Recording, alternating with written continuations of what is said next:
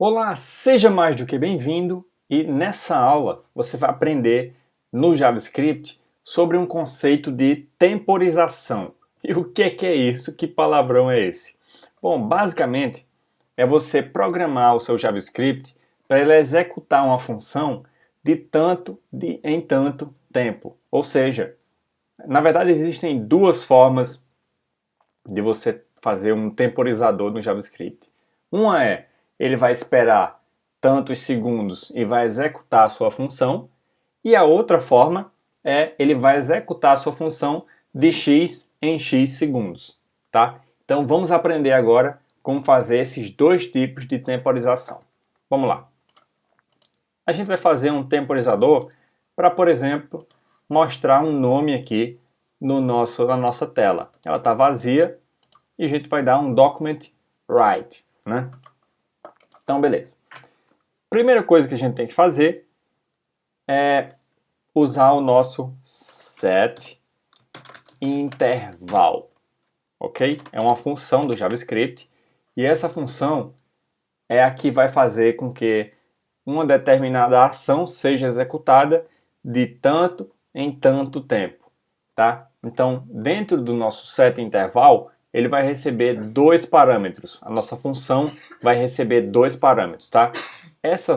Esses parâmetros, o primeiro é qual ação ele vai executar e o segundo é de quanto em quanto tempo ele vai executar essa ação, ok? Então, beleza. Vamos primeiro criar uma função aqui, vou chamar ela de ação, por exemplo, e o que é que essa função vai fazer? Vai dar um document write e vai botar aqui, por exemplo, executou e pular a linha, tá? Então, aqui no nosso setInterval, a gente vai fazer, ele vai executar o comando ação, tá? Eu posso passar a função aqui mesmo, dessa forma, tá?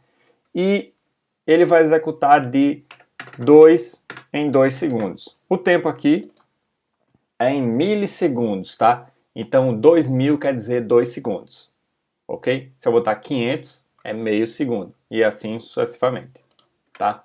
Então vamos testar o nosso script. Se executar, a gente espera 2 segundos e ó, aparece lá, executou. E de 2 em 2 segundos ele vai ó, executar a minha ação, que minha ação por si só vai imprimir na tela isso daí.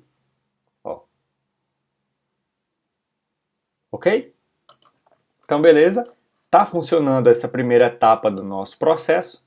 E agora, a gente vai fazer uma segunda etapa. Eu vou só tirar ele e coisar aqui, só para limpar e ficar limpinho aqui, né? Então, a próxima etapa é a gente fazer o segundo tipo de temporizador, que é o temporizador que espera tantos segundos e executa sua ação. Esse é setTimeout. Ok? Ó, preste atenção porque essa função do JavaScript ela é case sensitive sim. Então, o que quer dizer case sensitive? Quer dizer que esse T aqui maiúsculo, ele só funciona se tiver com esse T aqui maiúsculo, tá? E não é o O também maiúsculo, não é assim, é O minúsculo. Então é set T maiúsculo time out, ok? A parametrização dessa função é igual à do setInterval. Você passa a ação que você quer executar e o tempo. Então vamos botar aqui, por exemplo, 2 segundos também. Então ele vai esperar 2 segundos e vai executar a minha ação uma única vez, tá? Então, ó, atualizei, 1, 2 e ele executou. Ok? E aí não vai executar novamente, só executa uma vez. Ok? E aí, um truque para você controlar esses timers. Porque, por exemplo, se você deu aqui um setInterval e você executou, já era. Ele já vai ficar executando de tanto em tanto tempo e já era. A única forma de você parar é você fechando o navegador, né? Ou entrando em outro link, enfim. Mas tem uma outra forma de você parar um setInterval, que é você botando ele dentro de uma variável. Ou melhor, você setando uma variável para acompanhar ele. Então, por exemplo, var timer vai ser igual a setInterval. Ok? Então vamos executar aqui, ó. Ele vai continuar funcionando sem problema. A única diferença é que o meu timer, meu setInterval agora está dentro da variável timer. Então eu tenho o controle sobre ele.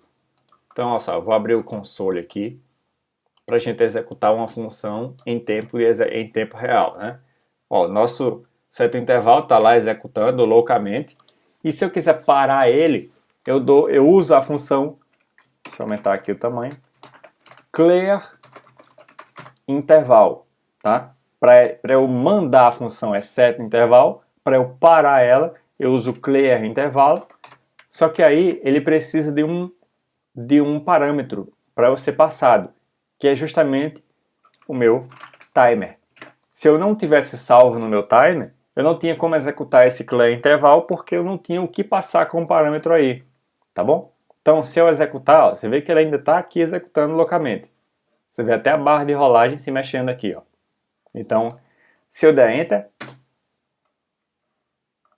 ó, ele parou de executar, a barra parou aqui e todo mundo parou de ser executado, tá?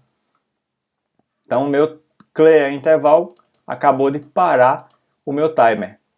Então, é dessa forma que você para um intervalo e uma temporização, tá bom? Mesma coisa para o setInterval. Se você botou um setInterval, por exemplo, de 10 segundos, e no meio do processo ele existiu, você não quer executar mais aquela ação, se você tiver botado ele dentro de uma variável, você consegue parar. No caso do setTimeout, você usa clear timeout. Mesmo processo, tudo bem? E aí você passa como parâmetro o seu timer, ou enfim, a variável que tem o seu setTimeout. Ok? Então, basicamente é isso. E vamos lá para a nossa próxima aula.